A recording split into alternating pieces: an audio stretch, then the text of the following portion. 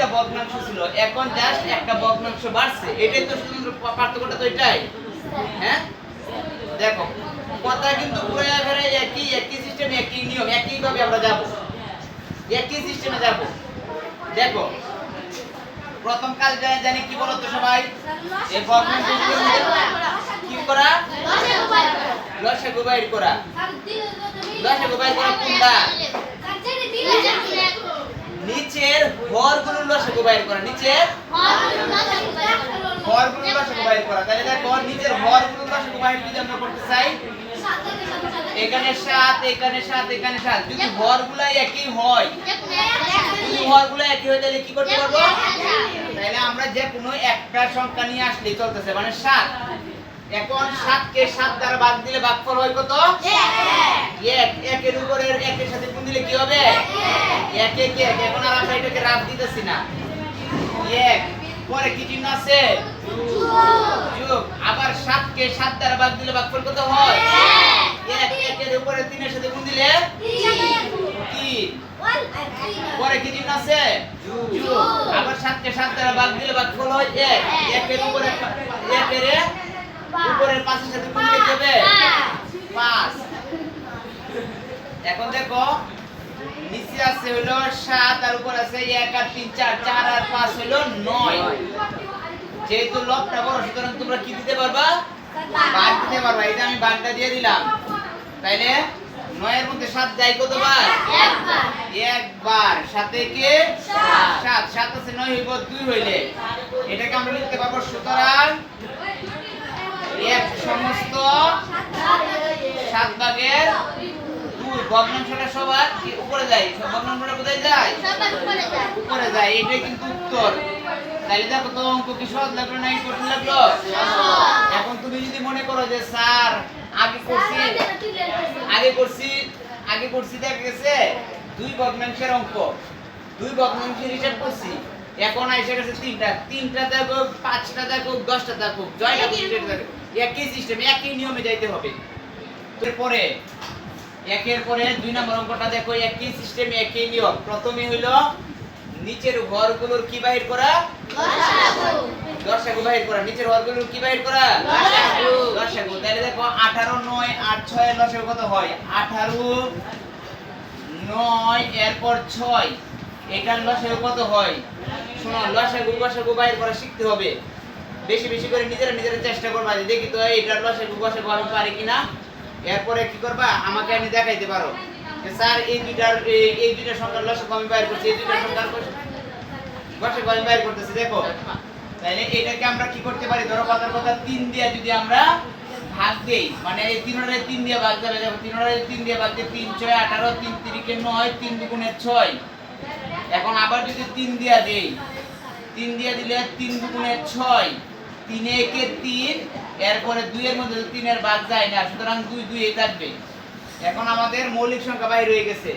দেখো মানে সর্বশেষ মৌলিক সংখ্যা না আসা পর্যন্ত আমাদের এভাবে ভাগ দিয়ে যাইতেই হইতো। তাহলে দেখো এখন এই সবগুলোর গুণফল আমাদের কি হবে, লসাগু হবে। 18 9 8 6 এর লসাগু হবে। তাহলে দেখো 3 3 কে কত, 9 9 দুগুণে কত, 18 18 দুগুণে কত, 36 18 দুগুণে কত, 36। তার মানে 18 9 8 6 এর লসাগু হইলো 36, কত 36। এই যে এখন লসাগু যাই বাইর হইলো, লসাগু যাই বাইর হয় তাকে কি করতে হবে, নিচের হর দ্বারা ভাগ দিতে হবে, নিচের হর দ্বারা ভাগ দিতে হবে। তার মানে যদি 36 কে আমরা 18 দ্বারা ভাগ দেই, 36 কে যদি 18 দ্বারা ভাগ দেই, হ্যাঁ 18 দুগুণে 36, রেজাল্ট কত বাইর হলো 2। 2 কে উপরে যাই থাকবে তার সাথে গুণ দিতে হবে, মানে লবের সাথে গুণ দিতে হবে। যদি আমরা গুণ দিই তাহলে 2 1 2 2 1 1 2, পরে কি চিহ্ন আছে, যোগ দিলাম, যোগ। আবার এই 36 কে 9 দ্বারা ভাগ দিতে হবে। 36 কে যদি 9 দ্বারা ভাগ দেও, 36 কে যদি তুমি 9 দ্বারা ভাগ দিও তাহলে কি হবে, 4 9 36, রেজাল্ট কত বাইর হলো 4। 4 কে উপরের লব 2 দ্বারা গুণ দিতে হবে, 2 দ্বারা গুণ দিলে তাহলে কি হবে, 4 দুগুণে 8, এই যে দিলাম 4 দুগুণে 8, পরে কি চিহ্ন আছে, যোগ দিলাম, যোগ। আবার 36 কে যদি তুমি 6 দ্বারা ভাগ দেও, 36 কে যদি তুমি 6 দ্বারা ভাগ দাও, হ্যাঁ 6 6 36, রেজাল্ট কত বাইর হলো 6। ছয়ের আবার উপরে লবের সাথে গুণ দিতে হবে 5 দ্বারা। 5 6 30। এই যে 5 6 কত 30। আর এই জায়গাগুলো কিন্তু আমি তোমাদেরকে বোঝানোর সুবিধার্থে লিখি, এটা কিন্তু অঙ্কের বাহিরের অংশ, তোমরা কেউ কিন্তু আবার অঙ্কের মাঝখানে তুলে দিও না, বুঝতে পারতেছো? এটা তোমাদেরকে সহজভাবে বোঝানোর জন্য আমি দূরে রাফটা করি। অঙ্ক বুঝতে চাইলে রাফ তোমাদেরকে করতে হবে, বুঝতে পারছো? তাহলে 30 কত হইলো 30। এখন নিচে হরে আছে 36 আর উপরে কত আছে 36 ভাগের 40। 10 আর 30 হইলো কত 40। দিলাম 40, যেহেতু লবটা বড় সুতরাং ভাগ যাবে, দেই আমরা ভাগ। দেখো 40 এর মধ্যে 36 এর মধ্যে কত বার যায় একবার। 36 কে 36, 6 আছে 10 হইব কত হইলে 6 আছে 10 হইব কত হইলে 4 হইলে।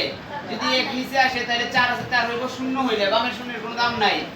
সুতরাং আমরা লিখতে পারি 1 সমস্ত 36 ভাগের 1 সমস্ত 36 ভাগের 36 ভাগের কত 4। এখন কিন্তু দেখো এটাকে আমরা আবার কাটাকাটি করতে পারবো। 4 দিয়ে যদি 4 কে ভাগ দিই তাহলে 4 একে 4, আবার 4 দিয়ে যদি 36 কে তুমি কাটো বা ভাগ দিও তাহলে হবে 4 9 36। 1 সমস্ত 9 ভাগের 1, 1 সমস্ত 9 ভাগের 1। তোমরা কি কেউ আগে তুলে ফেলছিলা?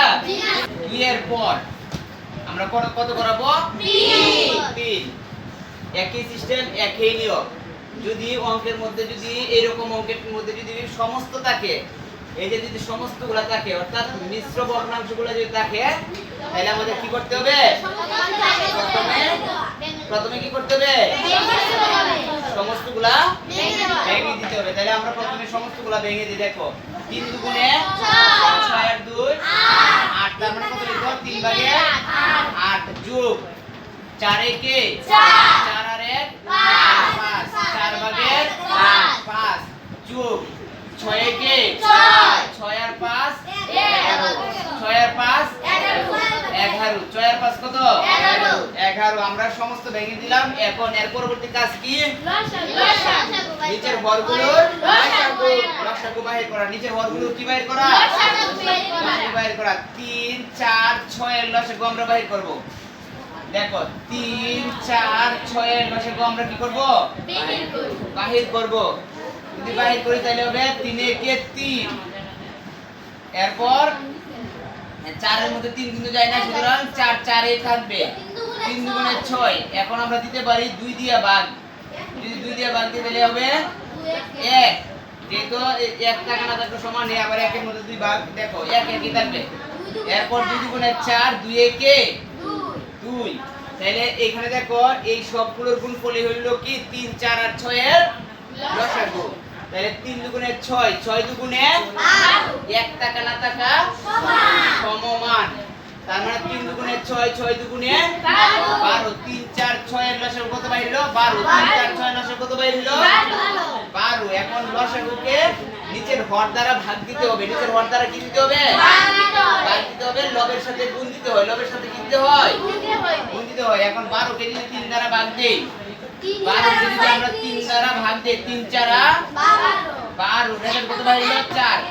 4 কে যদি আমরা এই উপরের 8 এর সাথে গুণ দেই তাইলে হবে 4 এটা 32। 4 এটা কত 32। 4 এটা পরে চিহ্ন আছে যোগ দিলাম যোগ। আবার 12 কে যদি আমরা 4 দ্বারা ভাগ দেই, 12 কে যদি 4 দ্বারা ভাগ দেই 3 4 12। এই 3 কে আবার উপরের 5 এর সাথে গুণ দিলে কি হবে 3 5 15। 3 5 কত 3 5 15। যোগ চিহ্ন আছে যোগ চিহ্ন দিলাম। আবার 12 কে যদি 6 দ্বারা ভাগ দেই, দেখো হ্যাঁ 2 দিয়ে ভাগ 2 বার যাবে। একই অঙ্ক একই সিস্টেমের একই কথা বারবার বলার কোনো দরকার ছিল না। এরপরেও যদি তোমাদের বিন্দু মাত্র যাতে কোনো প্রকারের ঘাটতি না থাকে এই কারণে বারবার একই জিনিস একইভাবে বুঝাই যাইতেছি। হিসাব করে যদি আমি কইতাম যে একটা অঙ্ক করছি, আমি একটা অঙ্ক করে দিছি, বাকি তোমরা নিজেরা করে নিয়ে আইসো, তাইলে অঙ্কের যে ফাঁক ফোকরগুলো থাকলো সেই ফাঁক ফোকরগুলো আমি ধরতে পারতাম না। ঠিক আছে? তাহলে দেখো এই 12 কে যদি 6 দ্বারা ভাগ দেই, 12 কে যদি আমি 6 দ্বারা ভাগ দেই তাহলে হবে 2 6 দুগুণে 12। রেজাল্ট হলো 2। 2 কে আবার উপরের 11 এর সাথে গুণ দিতে হবে। 11 সাথে গুণ দিলে কি হবে? 11 দুগুণে 22। 11 দুগুণে কত? 22। তাহলে উপরের গুলা যোগ দেই। নিচে আছে 12, উপরে আছে 32 আর 15 হলো 47। 32 আর 15 কত? 47। 47 আর 22 কত? 47 আর 22 দেখো 47 আর 22 দেখো কত হয়? 7 আর 2 9, 4 আর 2 হলো গা 6, 4 আর 2 কত? 6, 69। যেহেতু লবটা বড় সুতরাং ভাগ যাবে। দেখো 69 এর মধ্যে 12 এর নামতে কতবার যাবে?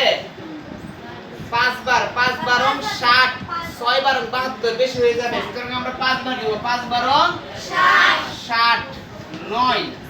তাহলে এটাকে আমরা লিখতে পারি কি? দেখো তো, সুতরাং এটাকে আমরা লিখতে পারি 5 সমস্ত 12 ভাগের 9। ভাগশেষটা সবার উপরে চলে যায়। এখন দেখো আমরা কাটাকাটি কিভাবে করি।